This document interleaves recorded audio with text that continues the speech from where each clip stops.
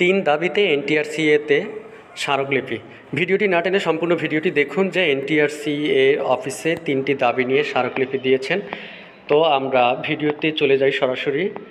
যে তিন দাবিতে বেসরকারি শিক্ষক নিবন্ধন ও প্রত্যয়ন কর্তৃপক্ষ এনটিআরসিএ স্মারকলিপি দিয়েছে 18তম শিক্ষক নিবন্ধন ভাইবা প্রার্থী ও 19তম শিক্ষক নিবন্ধন আবেদন প্রার্থীরা।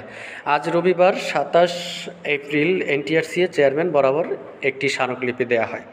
অর্থাৎ রবিবারে 27 তারিখে এই এনটিআরসিএর চেয়ারম্যান বরাবর স্মারকলিপিটি দেওয়া হয়। স্মারকলিপিতে বলা হয়, প্রভাষক আরবি অর্থাৎ মাদ্রাসার যে 429 পদে অনেক প্রার্থী স্নাতকোত্তর এবং মাস্টার্স সম্পন্ন না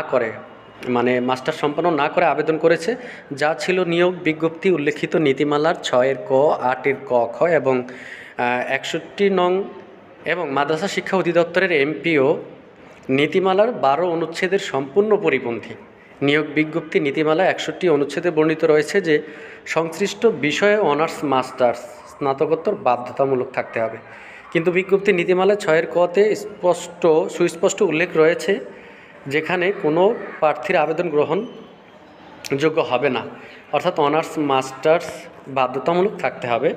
আরও বলা হয় যে সংশ্লিষ্ট বিষয়ে অনার্স থাকা সত্ত্বেও মাস্টার্স স্নাতকোত্তর না থাকার কারণে 18তম শিক্ষক নিবন্ধনে আবেদন করা হয়নি।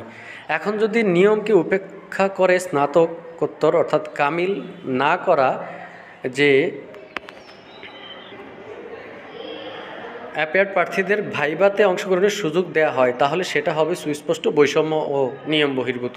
তাই বিদ্যমান পরিস্থিতিতে 3 দফা দাবি পেশ করা হলো। দাবিগুলো হলো 18তম প্রভাষক পদে যারা কামিল বা মাস্টার্স সম্পন্ন না করে আবেদন করেছেন তাদেরকে ভাইভাতে অংশগ্রহণের সুযোগ না দেয়া, 18তম নিয়োগ বিজ্ঞপ্তির আবেদনের শেষ সময় 30 নভেম্বর অর্থাৎ 2023 খ্রিস্টাব্দ এই তারিখের মধ্যে যাদের কামিল বা মাস্টার্সের ফলাফল প্রকাশ হয়নি তাদের আবেদন বাতিল করা, নিয়ম বহির্ভূত অংশগ্রহণকারীদের নিয়োগ বিজ্ঞপ্তিতে উল্লেখিত 8-এর খ অনুসারে যথাযথ ব্যবস্থা গ্রহণ করা।